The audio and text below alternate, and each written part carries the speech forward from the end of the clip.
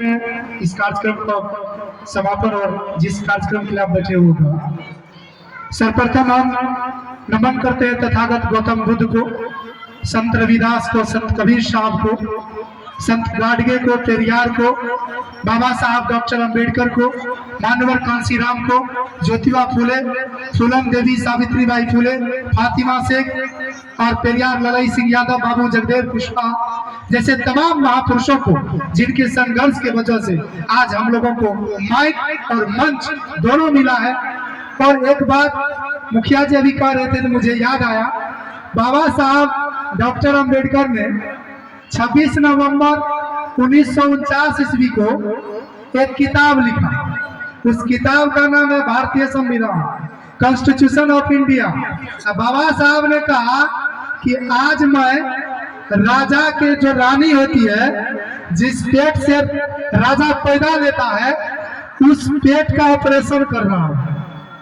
अब रानी के पेट से राजा पैदा नहीं लेगा, अब खेत खलिहान से गरीब मजदूरों के घर से राजा पैदा होगा। और आज हो रहा है कि नहीं हो रहा?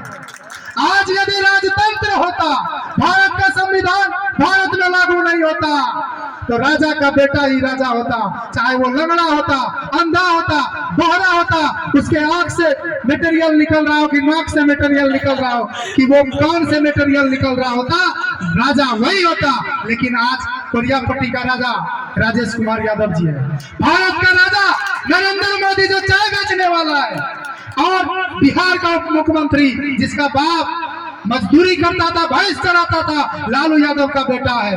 नीतीश कुमार जी जो कभी सब्जी उगाने का काम करते थे, आज वो बिहार का मुख्यमंत्री है। तो ये काम, ये भविष्य पलटने का काम किसी देवी देवता ने नहीं, बल्कि भारत का संविधान ने किया। इसलिए भारत के संविधान में वो पावर है। आज न कोई धर्म खतरे में है, न कोई जाति खतरे में है, न कोई मजहब खतरे में है। यदि कोई खतरा में है तो वो भारत का संविधान खतरा में है। इसलिए माँ बहनों, बहन बेटियों, यदि तुम चाहते हो कि सुरक्षित रहे, तुम्हारे तरफ कोई आंख उठा करके नहीं देखे, आपके लिए एक आर्टिकल बना हुआ है। कोई देवी दुर्गा था या नहीं था, इस बात में मुझे विश्वास नहीं है, लेकिन जब से भारत का संविधान बना, यदि किसी को कोई छेड़ेगा तो उस पर धारा और आर्टिकल लगेगा। यदि कोई किसी को गोली मारेगा तो 302 का मुकदमा उस पर होगा, फांसी उसको होगा, 20 वर्ष का उसको सजा काटना होगा। ये संविधान देता है। इसलिए संविधान, इतना बड़ा संविधान जो बाबा साहब डॉक्टर अंबेडकर ने आपको दिया है, यदि इसको आप सुरक्षित नहीं रख सके तो आप सुरक्षित कभी नहीं रह सकते। तो आइए, क्योंकि ये कार्यक्रम सांस्कृतिक कार्यक्रम है, लेकिन सांस्कृतिक केवल यदि हम नाच गान देखने में ही समय को व्यतीत कर देंगे, संघर्ष की बात यदि इस बीच बीच में नहीं होगा, तो हमारे मेला में, इस कार्यक्रम में और अन्य कार्यक्रम में कोई अंतर नहीं रहेगा। इसलिए इस मेला के माध्यम से जन आंदोलन और आपको लड़ने की ताकत देते हैं, क्योंकि आप लड़ाकू कौम के लोग हैं। और इस मंदिर में लोरिक मंझियार का भी मूर्ति बना हुआ, जो लड़ाकू कौम के थे और रेपिस्टों के खिलाफ, ब्राह्मणवादी शक्ति के खिलाफ उनका जो भाजे, उनका जो मुछ है, उनका जो शरीर का बनावट है, वो देखेंगे तो पता चलेगा कि हमारा पूर्वज किस तरह से लड़ता था। अभी मुखिया जी कहे कि हो सकता है कि कोई रिकॉर्ड करे या कुछ करे। एक बार हम कार्यक्रम दिल्ली में थे, कार्यक्रम कर रहे थे और रात का कार्यक्रम था, कुछ बोलते बोलते दिल्ली पुलिस, मैंने कुछ कहा, सुबह में नोटिस आई कि आपने रात में किसको चोर कहा। हमने कहा चोर तो किसी को नहीं कहा आपको थाने पर चलना होगा। थाने पर गया, थानेदार ने कहा आपने कहा कि यहाँ की पुलिस चोर है, आपने कहा कि पुलिस चोर है। हमने कहा हाँ, हमने कहा कि पुलिस चोर है, लेकिन हमने तो ये नहीं कहा कि दिल्ली की पुलिस चोर है, कि बिहार की पुलिस चोर है, कि भारत की पुलिस चोर है, कि हिमाचल की पुलिस चोर है। अच्छा, आप हमको सिखा रहे हैं, हम लोग को पता नहीं है कहाँ की पुलिस चोर है, कहाँ की सरकार चोर है। हम बोले आपको जब पता है कि कहाँ की सरकार चोर है, तो कौन चोर है, हमने कहा तो क्या कहा। इसलिए ये बात से कोई फर्क नहीं करता, यदि जेल जाना पड़े, शहादत होना पड़े। इस देश का एक बहुत बड़ा क्रांतिकारी हुआ शहीद उधम सिंह। मैं नहीं मानता कि भारत में उससे बड़ा कद किसी का है। शहीद उधम सिंह एक ऐसे क्रांतिकारी हुए जो 21 साल तक प्रतिशोध के ज्वाला में जलता रहा।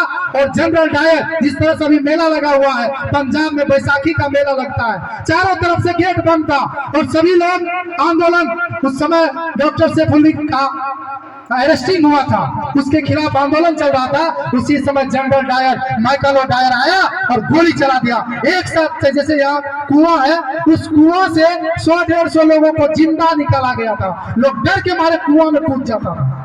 इस तरह से गोली चली थी। तो हम लोग कभी खुले मंच पर है, गोली भी खाने के लिए तैयार है। उस आंदोलन को जिसने देखा था अपने नजरों से, शहीद उधम सिंह ने कसम खाया था कि मैं कसम खाता हूं इस मिट्टी का, जिसने गोली चलाने का आदेश दिया है उसको यदि मैं गोली से नहीं भूज दूंगा तो मां, भारत मां का सच्चा सपूत नहीं होगा।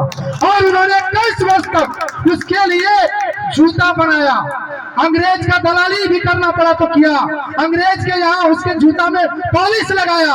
और वो शहीद उधम सिंह इंग्लैंड के कैक्सटन हॉल में पहुंचा, किताब में पिस्तौल लेके पहुंचा और पिस्तौल जाकर के सरेआम लहराया और कहा, माइकल डायर मैं तुम्हें गोली मारने के लिए आ रहा हूं, और खुलेआम गोली मार दिया। ये होता है भारत की शक्ति, ये है युवा। तो युवा का ताकत मतलब समुद्र में जो लहरें उठती है उसे तूफान कहते हैं, और उस तूफान से जो टकराए उसे छात्र नौजवान कहते हैं। हम छात्र नौजवानों में वो ताकत है। यदि कॉमरेड बलराम सिंह यादव के कोई हाथ उठाने का काम करेगा तो वो हाथ काट ली जाएगी। ये बर्दाश्त कभी नहीं होगा। यदि हमारे संघर्ष के, हमारे महापुरुषों के ऊपर कोई हाथ उठाएगा तो आने वाला भविष्य कैसे चुप रह सकता है। यदि हम चुप रहेंगे तो आने वाला पीढ़ी हमारा गूंगा और बहरा हो जाएगा। इसलिए संघर्ष का